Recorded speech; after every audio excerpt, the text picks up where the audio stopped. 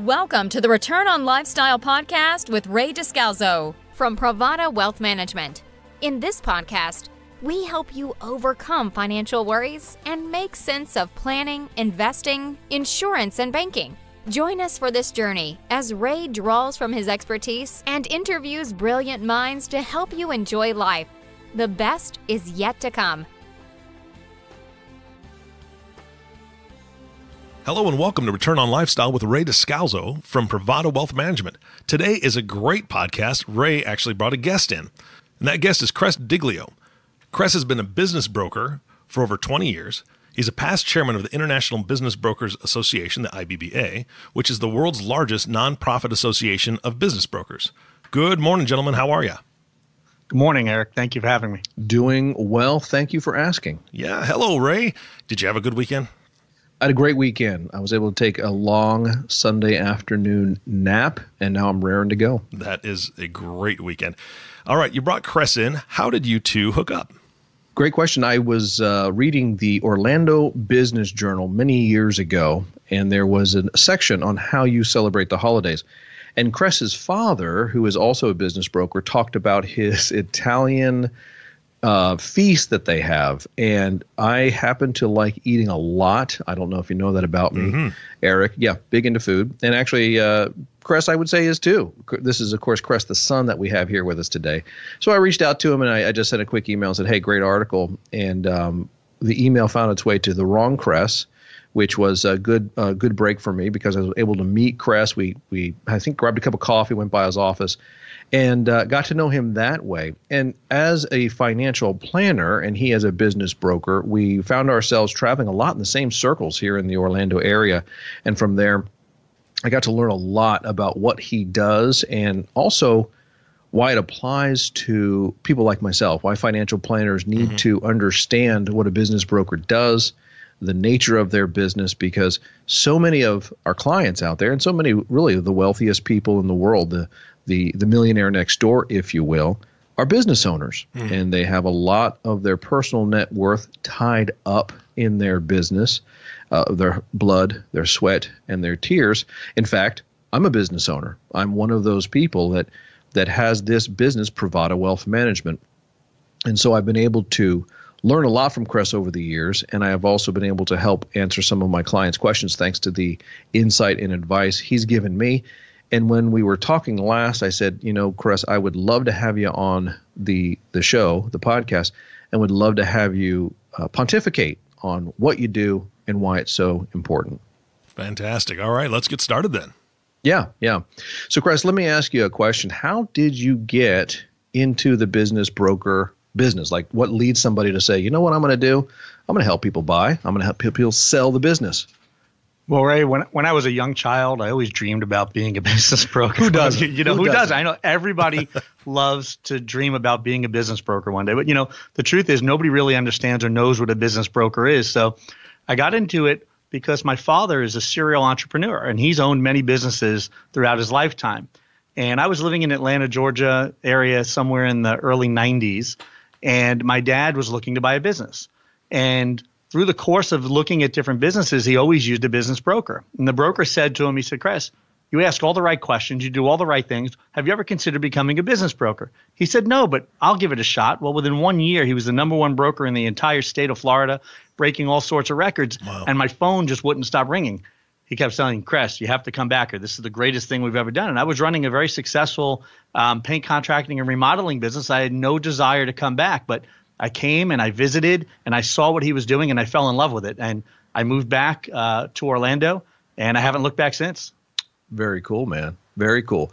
So you had a business and you realized, hey, this is another business that I can get into, helping business owners like myself. Yeah, well, it was amazing because I look back and people say, well, what did you do with your business in Georgia? Since you're a business broker, they assume that I sold it and I did the right thing. No, because I didn't know anything really about business brokerage and what it was. So I made a deal with a friend of mine who was in the industry. And I said, hey, take over my number and just pay me a referral fee on every job that you wind up getting. Well, that lasted about a year, and then I never saw another dime. And so when I tell that story to business owners today, I said, you see, that's the wrong way to sell your business, the school of hard knocks, right? Yeah, yeah. So what would you say are maybe the top 2 or 3 reasons that a business owner should use a business broker versus do a deal like you did as you were exiting your business back in the day? Whatever business they're running, I would say they're the expert at, or they should be the expert at. And what they're not an expert at is selling a business, what the marketplace is, and how to handle it. And most of the time, a small business owner spends most of their time running their business. So how in the world are they going to have time to market the business? And then when they market the business, now all of a sudden they have some lead generation. Some people are interested in the business. Well, how do they deal with the confidentiality? Do they have confidentiality agreements that need to be signed? How are they going to keep that from their employees? So now let's say they even know how to do that. They get people coming in looking at their business, and someone makes an offer. They don't have a buffer. They don't have someone to negotiate on their behalf. They have no idea what their business is worth. Then, well, I looked it up on the internet. It said this. Well, that doesn't mean anything. You don't really understand the marketplace or have a knowledge of something unless you're truly talking to a professional. It'd be like going to invest my money, and I'm just going to open an online account instead of looking at someone like yourself in your profession on what they do, hiring a wealth manager to really utilize my money the best way. It's just not a smart and effective way to do things. Yeah, yeah. My father's a doctor, and when he gets sick, he goes to a doctor, and I find it interesting that oftentimes, and we're all guilty of it, we try to say, hey, I'm going to go ahead and just do this myself when we don't know what we don't know. And that's, I think, one of the biggest dangers. Well, what are some of the mistakes that you see a business owner make when it comes to, you've seen quite a few of these. What are some of the top mistakes that they make? The biggest mistake they make is they spend more time letting the business run themselves instead of them running the business, right? They try to do everything within that business. Some people just don't know how to delegate authority and let their employees really shine and work to their maximum potential. And business owners are so obsessed with sometimes saving $1. And when I say that, that means sometimes they might not report everything that comes in, and they're so proud of themselves at the end of the year because whatever their tax bracket might be, maybe they save 20% or 25% or 30%.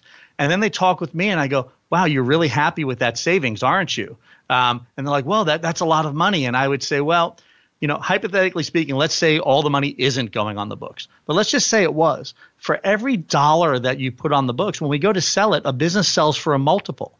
And so that could be 2 times, 3 times, 4 times that $1. So for every $1 you put on the books, it could be $2 to $4 in your pocket at the sale of the business, and instead they save 20 cents. So really, what would you rather have, the 20 cents or the $3 or $4? So that's probably the biggest mistake they make is just really not understanding what it means for the business. And the other thing is, their business is the one thing that takes care of their entire life, right? Mm-hmm. It pays for vacations, it pays for their house, their mortgage, their investments, everything that they do, the business pays for. It comes from that business, but yet they don't do anything to maximize the potential or the value of it for what's going to happen later on if they decide to get out of the business. So really not planning for an exit is probably the biggest mistake that a business owner makes. Yeah, let me give you some kudos. One thing you taught me is to ask a question when a business owner comes in is, what's your exit plan? And I've actually taken that, and when I meet with a brand new potential client, I'll ask you, how would you describe your current financial plan?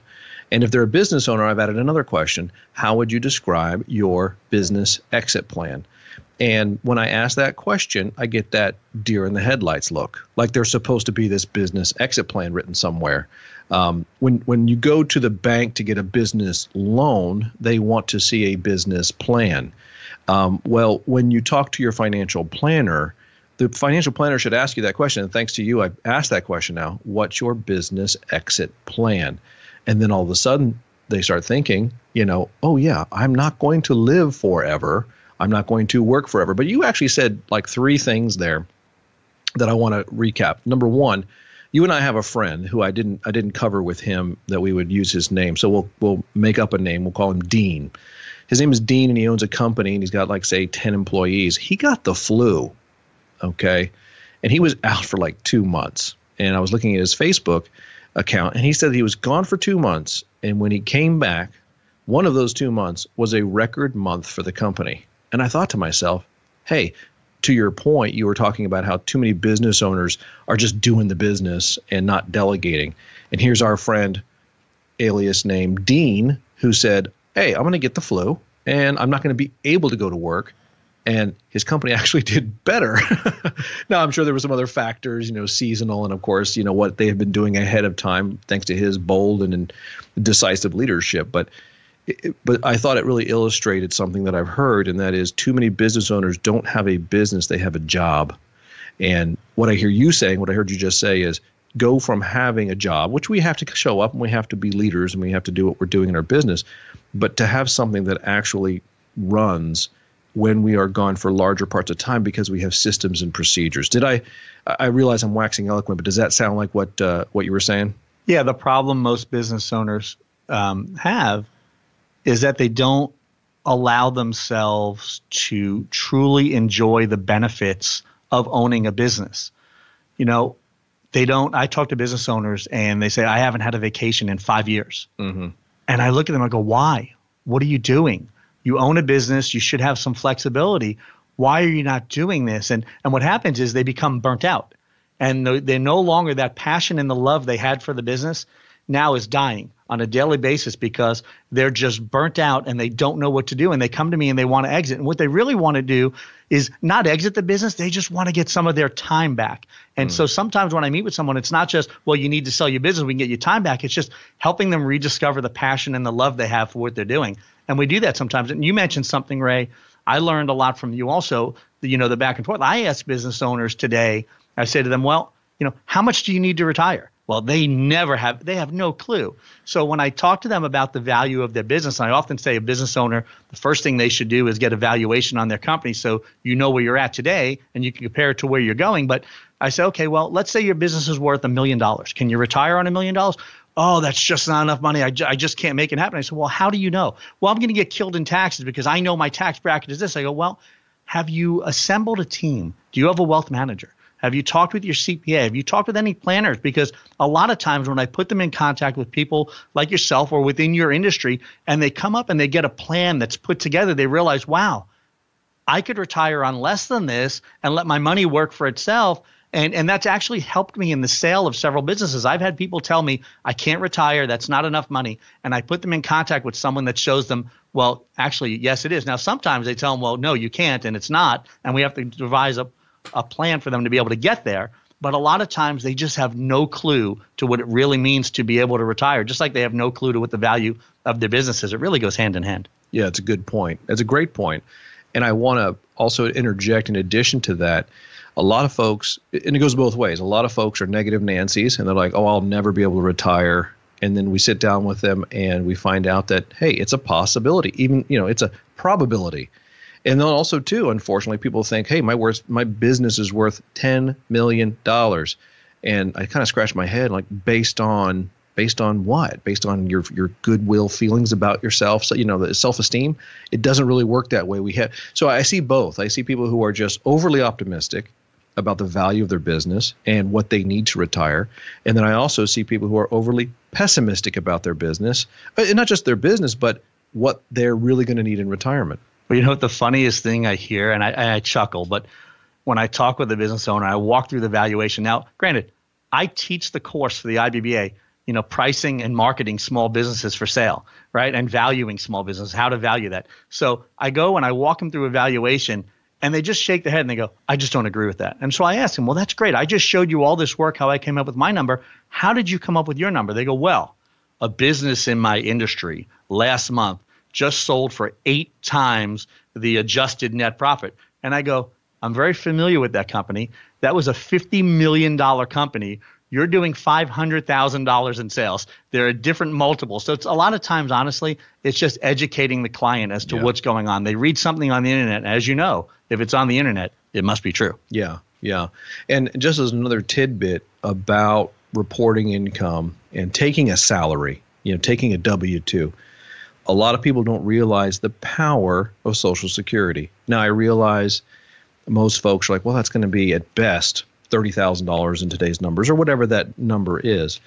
But what I want to share with people is that if you can report your income, pay yourself in a W-2, pay your Social Security, believe it or not, it actually can come back to help you out. And it's something that you should consider. A lot of the times when I see business owners who are on their, like your father, serial business owners, they'll have businesses or employee jobs where they had a pension, whether it be government or school or something from a larger company many years ago. And that pension has really helped them make retirement a reality. And Social Security is essentially the government pension. So it's something that we need to talk with business owners about. But the problem is, oftentimes business owners are waiting to become those $50 million companies before they talk to you. So when's a good time to talk to a business broker? I tell every business owner that the best time to talk to a business broker or someone about the exit of their business, the best time is the day they start. Now, nobody's doing that, but it truly is, because you have to have a plan. Without a plan, right, we're going to fail.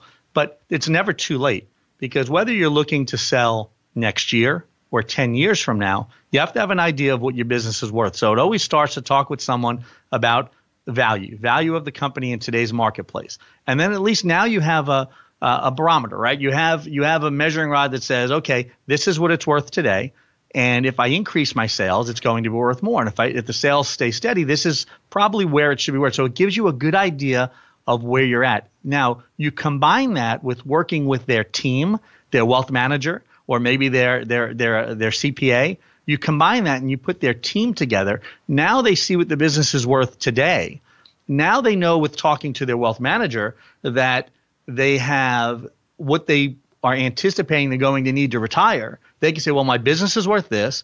This is what I need to retire. Now I have an ability to get there. So it really is all about the team. It's all about combining the right people together. So when you do get to that point in time of retirement, you're able to do it the right way. Now, the problem is not everything always pans out that way. It just doesn't work well. I'm going to retire at 55 or 60 or 65, and that's what I'm going to do. Sometimes life gets in the way. You go to the doctor, like I did when I was 19 years old, and they tell you have cancer, right? Well, thank God 30 years later, I'm fine. It's not that way for some people. Some people, they go in for their annual checkup 45, 50 years old, and we've had people come in and they're terminally ill. And now they're calling me and saying, I need to sell my business to make sure my family's taken care of, but I've never looked at it. It's the first time. Now, we could still help them, but we're not able to maximize the value of their company because now we're working on a short, limited time frame. So when they're dealing with it ahead of time, even if they're not looking to retire for many, many years, when life happens, if they've already started the process, they're ready, and nothing will ever take them by surprise, and they still can maximize,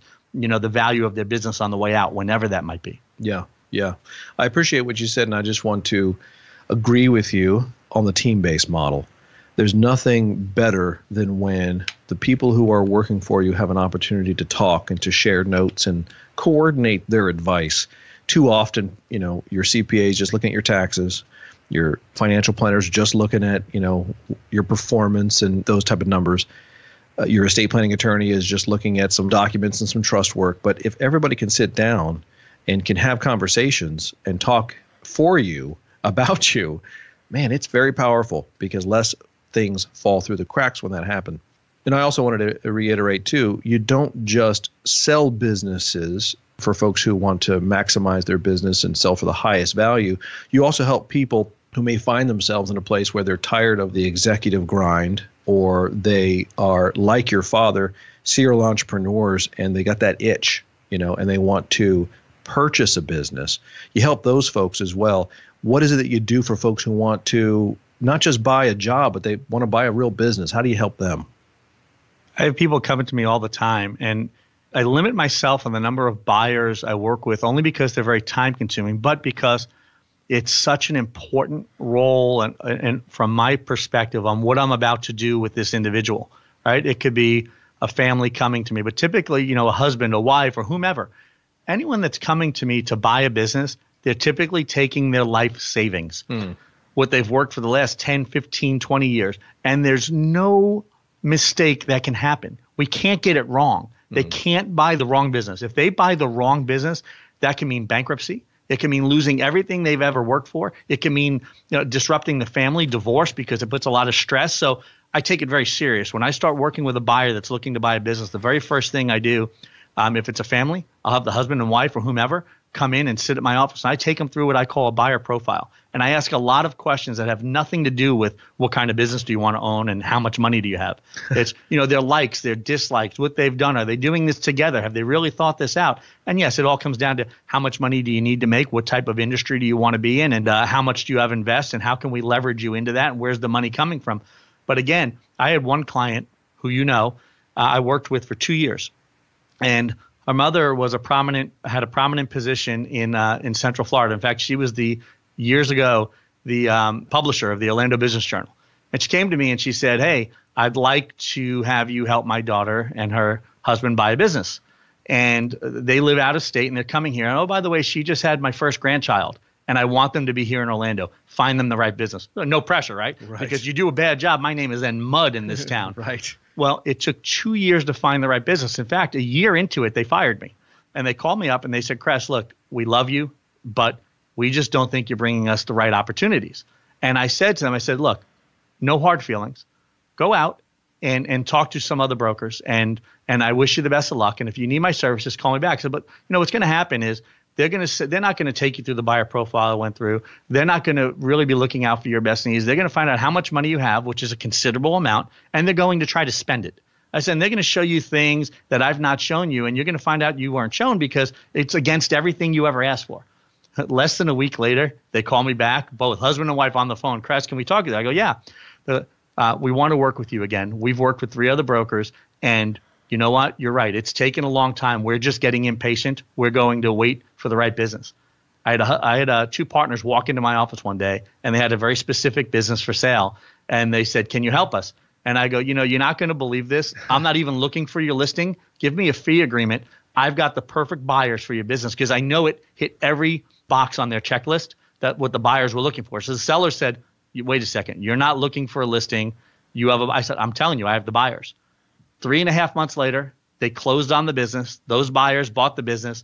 5 years later, they still own it. I talk with them all the time, and they say, "Cress, thank you for not spending our money, and thank you for allowing us and making us wait till we found the right thing. We love this business." So, I take it very serious working with buyers because that's their life. That's their livelihood. Wow. That's pretty powerful, man. An overnight success, 2 years in the making. Yeah. Yeah. And that's very cool. And I like to hear that kind of thing because we have to have the patience and we need someone else who has the patience. And let me just say one quick caveat, and that is if you're listening to this podcast, don't take Cress's word for anything that he says because he doesn't know you. Same with me. Don't listen to me. Don't take my word for it because I don't know who you are listening to this podcast. What you have to do is you have to reach out to a business broker and to a financial planner and sit down. We would love for you to give us a ring and give us a call, but you got to sit down with somebody. These are some general principles, and I really appreciate what you shared with us here today. So, Eric, I think you can kind of see Cress is pretty passionate about what he does, and I feel like we've learned a lot today. Yeah, absolutely. I thought this was great. Excellent. Well, Cress, is there any parting shots, any wisdom you want to leave us with here as we wrap up? Well, first of all, Eric and Ray, thank you so much for having me on today. I am passionate about what I do. I love what I do as you love what you do. I think what I would leave your listening audience would be this. It's never too late if you've never thought about the value of your business or what you're going to do with your business. Talk with a business broker, someone in your area that's a professional. You should look. I would encourage you to go to the IBBA.org, and look for a CBI designation on broker in your area. That means they're certified and they know what they're doing, and they'll help you. And also, I encourage you to get together a team because it's great to know what your business is worth, but what are you going to do with the money once you get it? So, reach out to that wealth manager and understand what it is once you have that money, what you're going to be able to do with it and how long you're going to, will that last you for the rest of your life? And I hope it's a very long life. So yeah, I think it's just start today to construct your team, put everything together. And when you do have to sell or you go to sell your business and you exit it, you will be able to exit it with, maximizing the potential, the true potential of that for everything that you've worked for all these years. So again, thank you so much for having me today. Thank you. All right, guys, this is a fantastic podcast. I really loved it. And thank you all for listening to the Return on Lifestyle podcast with Ray Descalzo. If you have not subscribed to the podcast yet, please click the subscribe now button below. This way, when Ray comes out with a new podcast, it'll show up directly on your listening device. This will make it much easier to share these podcasts with your friends, family, and your business associates. And if you know someone who needs the service of a business broker, now you got a connection. So reach out to Ray, and I'm sure he can get you hooked up with Cress pretty easily.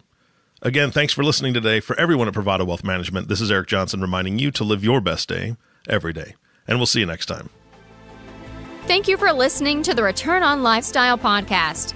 Click the subscribe button below to be notified when new episodes become available. Posted represents the views and opinions of the guest and does not necessarily represent the views or opinions of Privada Wealth Management. The content has been made available for informational and educational purposes only. The content is not intended to be a substitute for professional investing advice. Always seek the advice of your financial advisor or other qualified financial service provider for any questions you may have regarding your investment planning. The following program is sponsored by Privada Wealth Management, which is solely responsible for its content. Securities offered through J.W. Cole, financial member FINRA, SIPC. Investment advice advisors are unaffiliated entities. The opinions expressed by Ray Descalso should not be construed as specific investment, legal, or tax advice. All economic and performance information is historical and not indicative of future results. Investing may involve the risk of loss of principal.